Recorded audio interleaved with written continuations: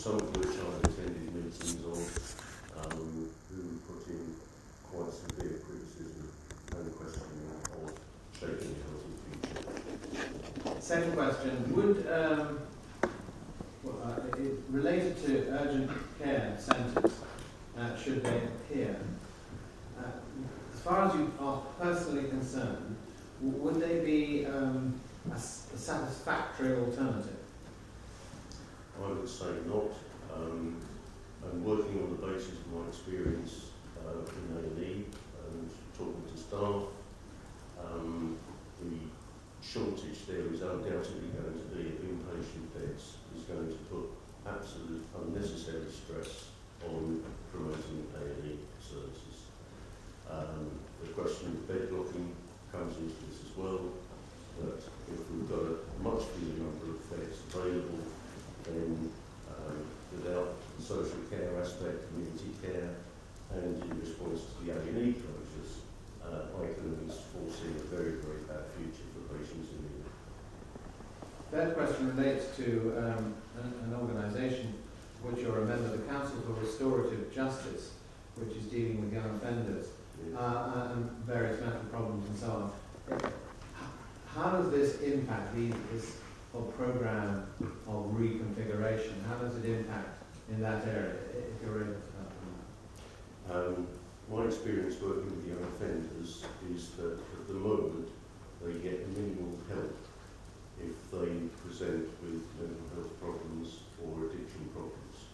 There are things that can happen, people fall them to see, but then it's a matter of what happens after that for the backup availability of backup services for them then to be passed on to. And all I can see is if we're going to finish up with less facilities in North West London generally, which appears to be the case, then that will reduce the option for young offenders to get access to services. I wonder if I could take you back to the issue of Health Watch Ealing. I mean, this is the latest incarnation of what in many years gone by used to be community health councils. Well, community health councils changed in their policy, what they did. I mean, to what extent, I suppose I'm going to ask you, to what extent is this actually a replication of that? Because I note in the final paragraph of this letter, it says, we believe that out-of-hospital plans are developing well in Ealing. Now, that doesn't correspond with what we've heard in other areas in terms of the implementation of the SAF proposals. And it does raise the question of whether they regard themselves as a voice of patients or an information voice for those promoting these changes. And it does look from this letter as if it's the second that's the case. And so do you feel, from your point of view, it's an effective body representing consumers in Ealing, which is what I thought it was supposed to do?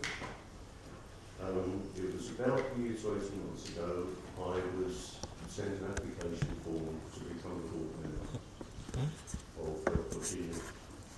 And I thought this would be a good idea for both to get patients to be heard and so forth. When I joined, and I realised that basically it was just a communication channel. I asked about, well, do we actually campaign on local issues? Do we get involved? And I was told, no, statutorily we're not allowed to campaign.